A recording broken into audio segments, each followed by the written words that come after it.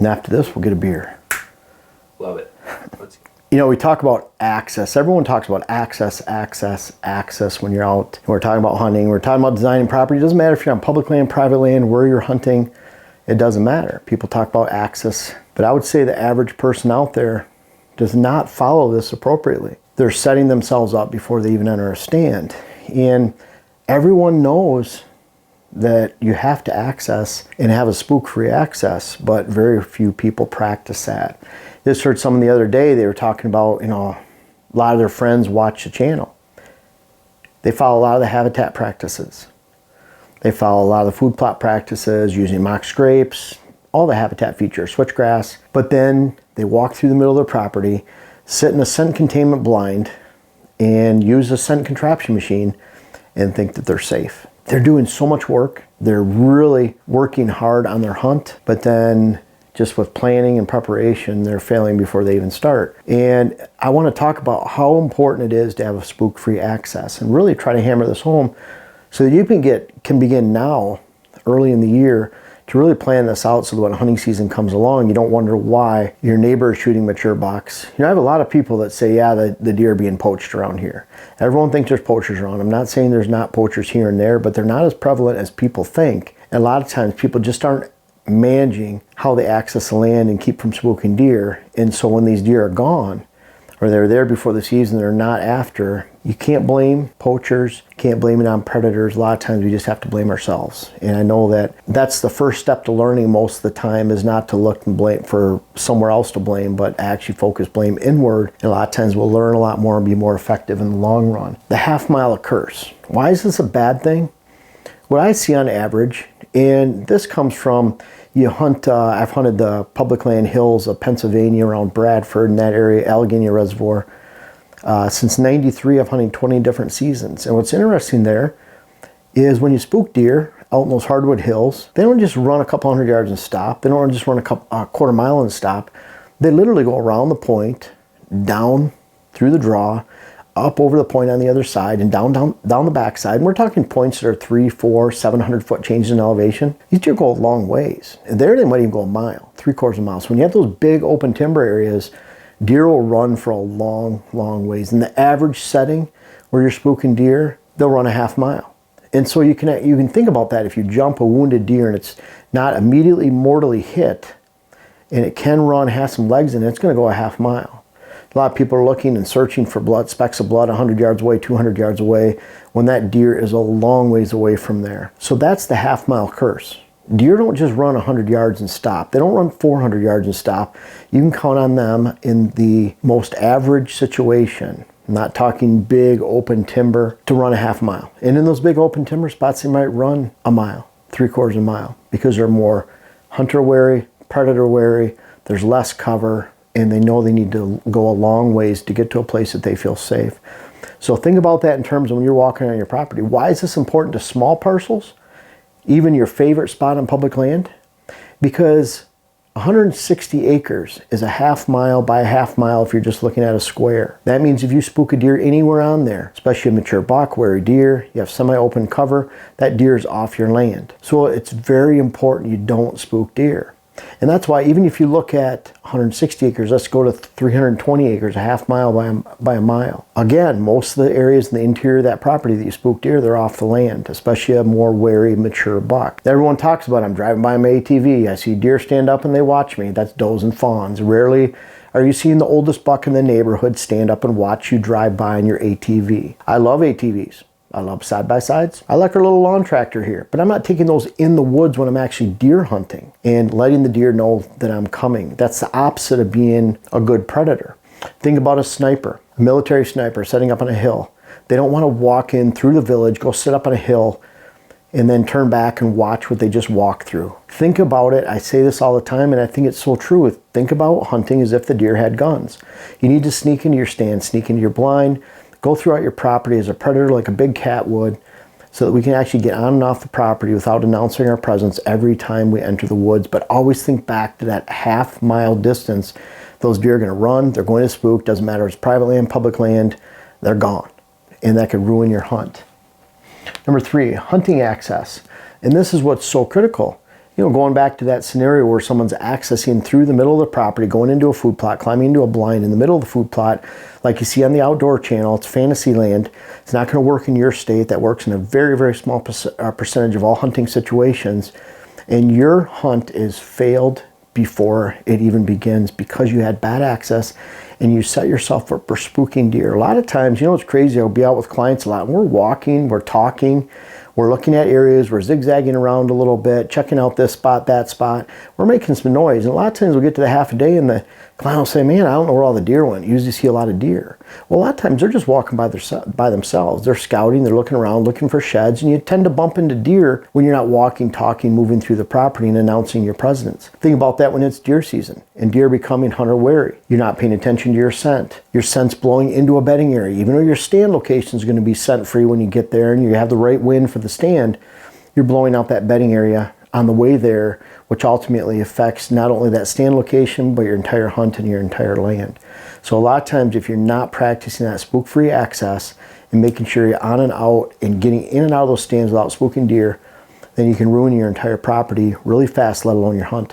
And think about this, when you're accessing that stand, think about, am I getting on and off here?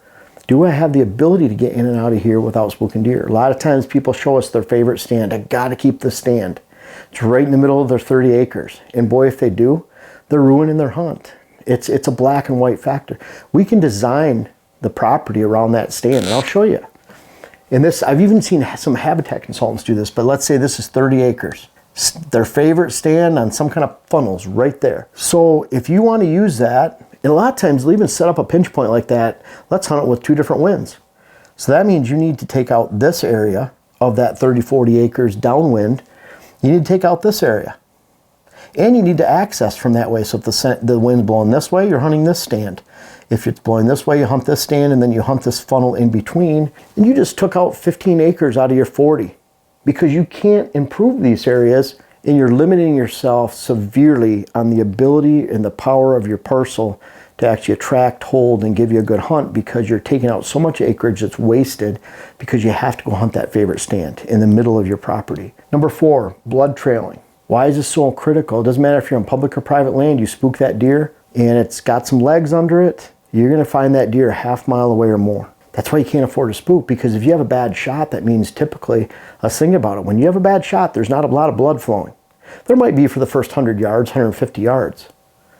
But once you spook that deer, and it's a low liver shot, a gut shot, an intestine shot, which is even worse, watery red blood, that deer's gone a long ways, and those wounds tend to heal up or plug up, and they don't drop a lot of blood, especially after they bed down for just a short period of time. So you spook that deer one time because you go in too early on that deer.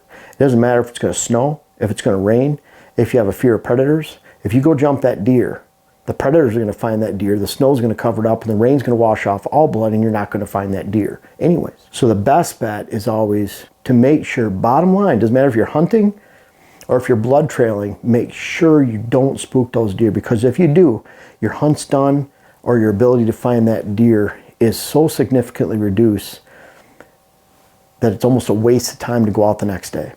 I always encourage you, when you have blood, you keep following. I've looked for deer for the second day even.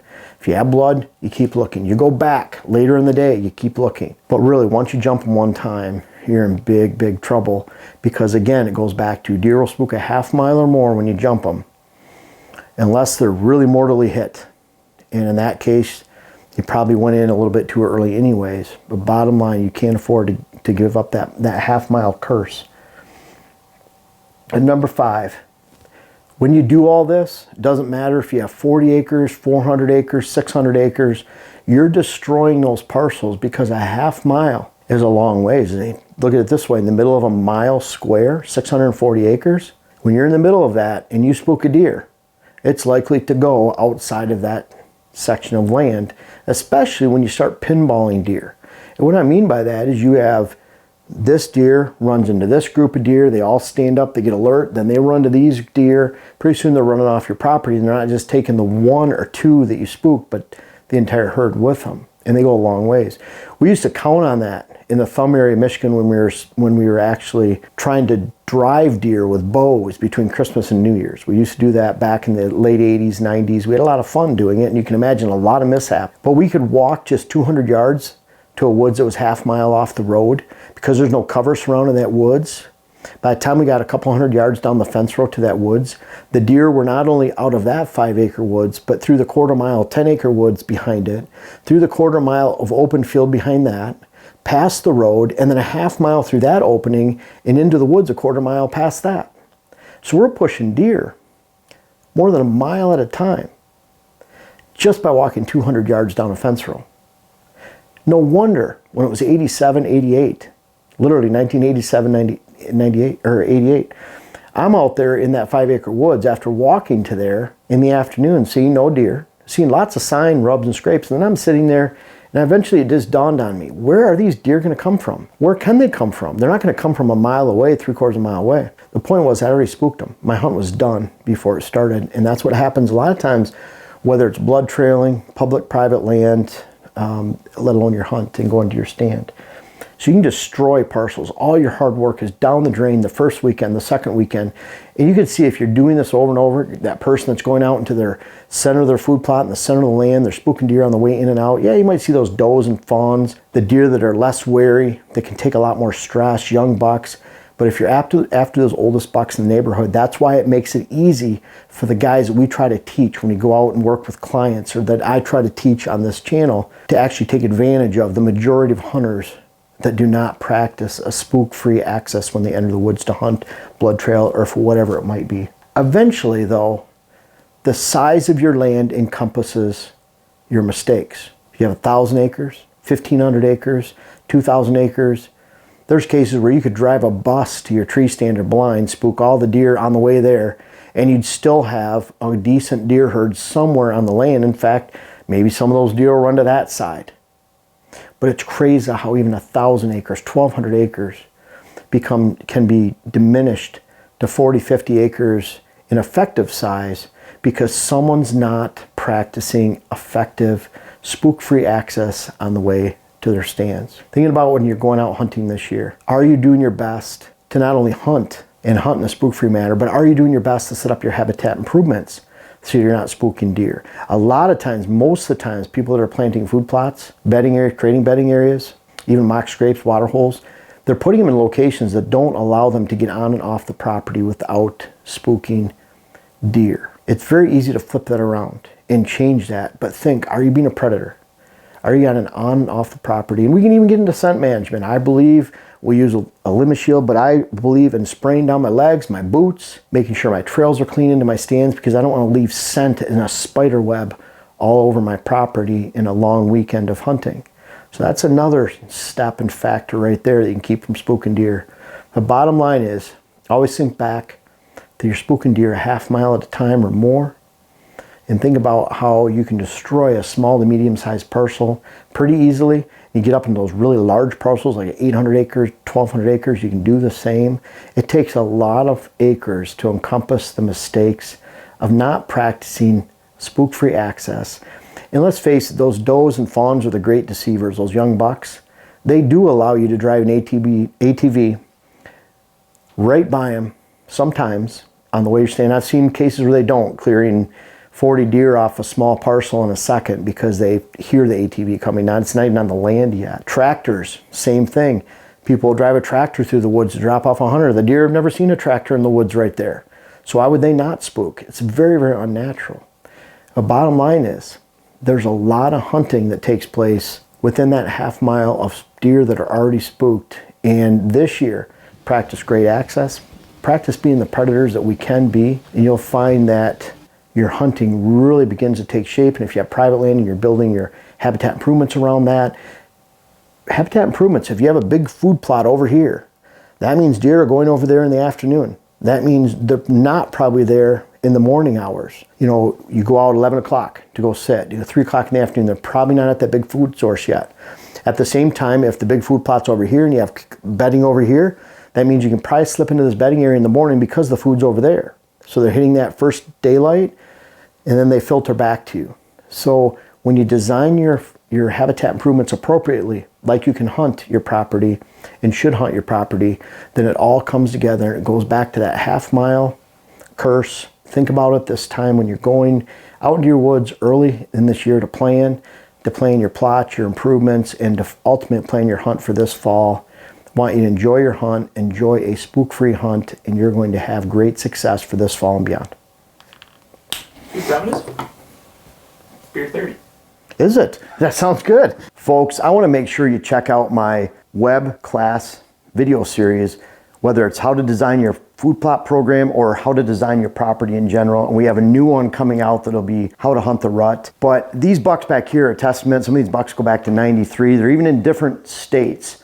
I urge you to check out those web classes that you can help yourself, help your land, help your hunt. The link is in the description. And also for those that have tried them out, I encourage you to offer some feedback in the comments below. Thank you.